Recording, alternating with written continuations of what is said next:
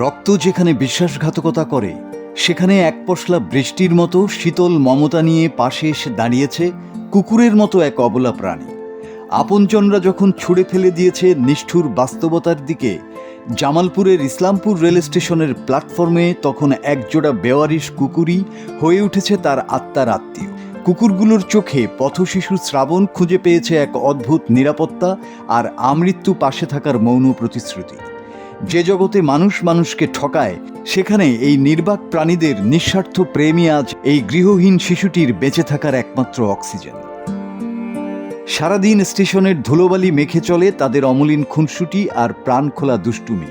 পেটে যখন ক্ষুধার দাউ দাউ আগুন জ্বলে, তখন মানুষের দেয়া সামান্য খাবারটুকু শ্রাবণ একা মুখে তোলে না, নিজের ভাগের সেরা অংশটুকু সে তুলে দেয় তার প্রিয় সঙ্গীদের মুখে।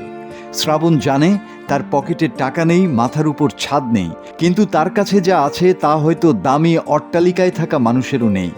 একটি গভীর বিশ্বাসী হৃদয়। তাদের এই ভাগ করে খাওয়া যেন পৃথিবীর সমস্ত স্বার্থপরতার মুখে এক সজোরে চপটাঘাত। রাতের আধারে যখন গোটা শহর নিস্তব্ধ ঘুমে বিভোর, তখন এই কুকুরগুলোই হয়ে ওঠে শ্রাবণের অতন্দ্র প্রহরী। স্টেশনের কনকনে শীত বা ভ্যাপসা গরমে শ্রাবণের ছোট্ট শরীরটিকে আগলে রাখে তারা।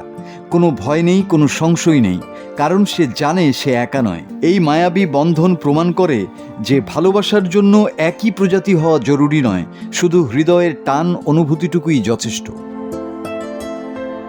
শ্রাবণের চোখের কোণে জমে থাকা জল শুকিয়ে গেছে অনেক আগেই। নিজের ঘরে তার ঠাঁই হয়নি। জন্মদাতা পিতা আর সৎ মায়ের নির্মমতা তাকে টেনে এনেছে এই যাযাবর জীবনে।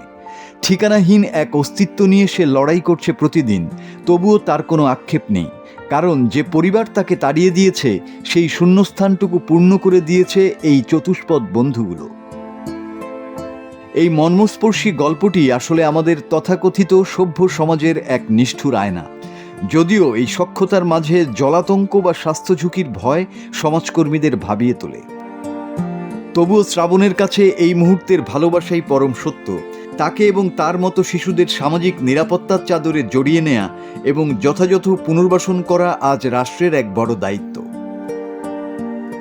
শ্রাবণ আর তার কুকুরের এই নিবিড় আলিঙ্গন আমাদের বারবার মনে করিয়ে দেয়, পৃথিবীতে স্বার্থপরতার ভিড়েও নিঃস্বার্থ ভালোবাসা বেঁচে থাকে, আর কখনো কখনো তা মানুষের চেয়ে পশুর বুকেই বেশি অমলিন থাকে।